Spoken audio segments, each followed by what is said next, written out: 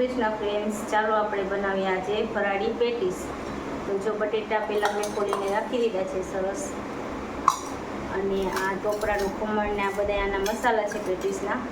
તો ચાલો આપણે બનાવવાનું પહેલાં બટેટાને આવી રીતે ક્રશ કરી દઈએ।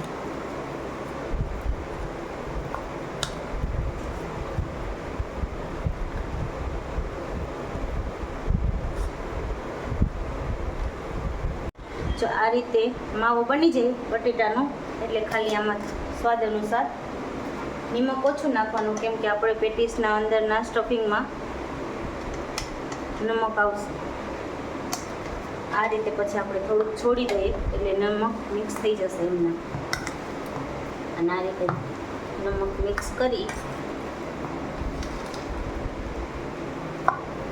આ માવાને આપણે રાખી દઈએ સાઈડમાં, અને આપણે પેટીસનો મસાલો બનાવી લઈએ। મસાલામાં સૌપ્રથમ છે આ મગફળીને આવી રીતે થોડીક અચકચરી રાખવાની, ટૂંકમાં એનો સ્વાદ બહુ મસ્ત આવે। પછી આ કોપરાનું ઝીણું ખમણ,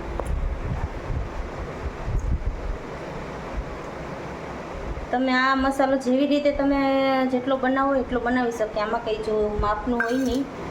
આ થોડુંક છે લાંબુ, એટલે આનો સ્વાદ બહુ સરસ આવે।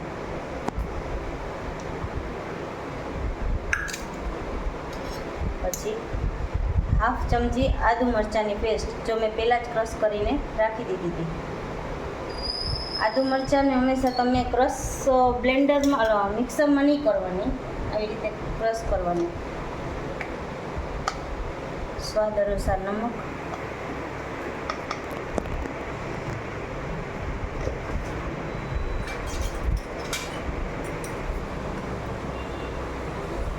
થોડુંક હળદર પાવડર, ધાણા પાવડર,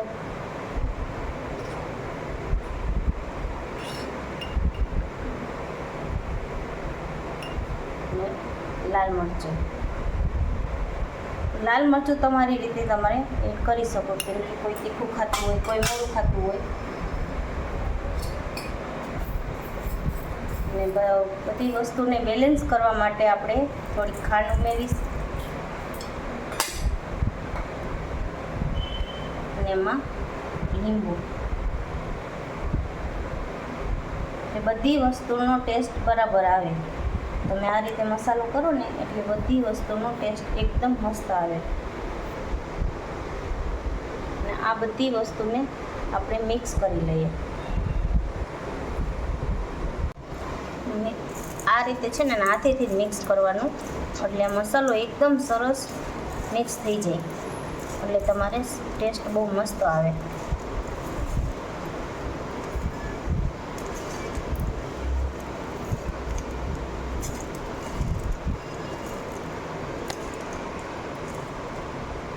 જો આ મસાલો આપણે પેટીસનો મસાલો આ રીતે સરસ છૂટો છૂટો હોવો જોઈએ। જો આપણે પેટીસ બનાવવા માટે પહેલાં સૌપ્રથમ બટેટાના માવાને આ રીતે આમ કરી, પછી આ રીતે આમ કરી આ સ્ટફિંગ આની અંદર આપણે રાખી દઈએ। પછી થોડુંક હાથ વડે આ રીતે આમ કરી દેવાનું, પછી આ પેટીસને આપણે વાળી દેવાની।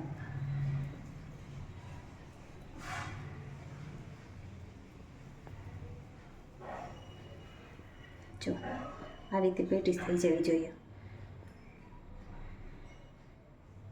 જો આ રીતે આપણી બધી પેટીસ વળી ગઈ છે, તો આપણે તેલ ગરમ કરવા મૂકી દઈએ। તેલ ગરમ થાય તો આપણે પેટીસની ચટણી કરી લઈએ। જો કે દહીંની હોય છે, દહીં તમે ખાટું લઈ શકો, મોરું લઈ શકો, એ તમને તમારી ઈચ્છા ઉપર। અને મેં થોડું ઘોરું લીધું છે છાશનું, થોડોક ધાણા નાખવાનું એડ કરો, ધાણા ભાજી,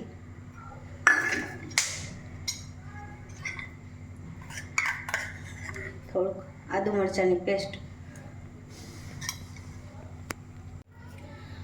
આમાં થોડીક આપણે ખાંડ વધારે નાખવી, કેમ કે થોડીક ખાંડ વધારે હોય ને તો આપણે પેટીસ ખાવામાં મજા આવે। થોડુંક ધાણા જીરું પાવડર, હાફ ચમચી મરચું પાવડર,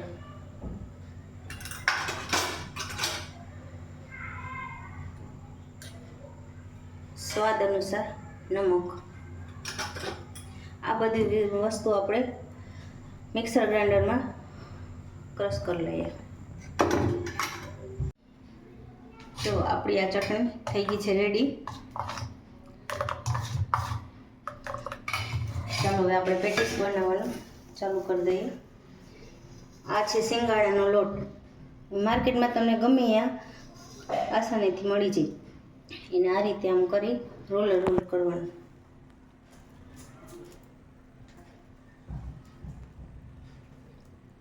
અને તેલ પહેલાં થોડી વાર છે ને મીડિયમ આંચ ઉપર રાખવાનું.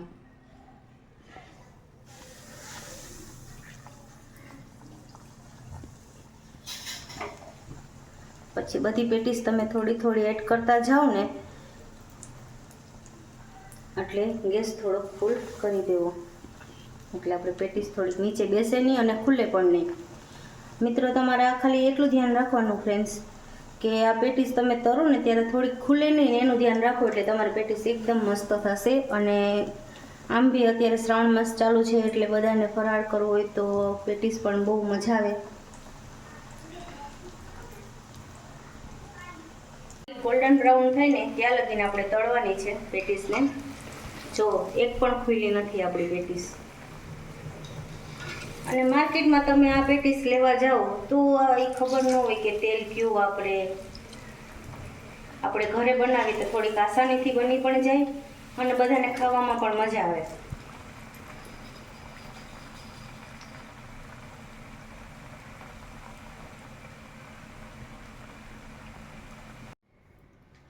જો ફ્રેન્ડ્સ આપણી પેટીસ થઈ ગઈ છે રેડી. અને આપણે બતાવી જો એનું સ્ટફિંગ જુઓ કેટલું સરસ થઈ ગયું છે અંદરથી.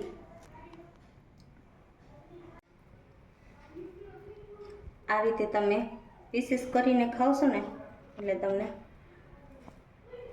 મજા આવશે.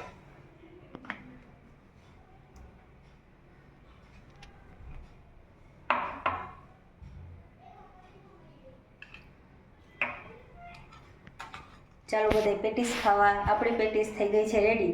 અને જો તમને અમારી રેસીપી પસંદ આવી હોય તો લાઈક અને સબસ્ક્રાઈબ કરતા જાજો. જય શ્રી કૃષ્ણ. બાય.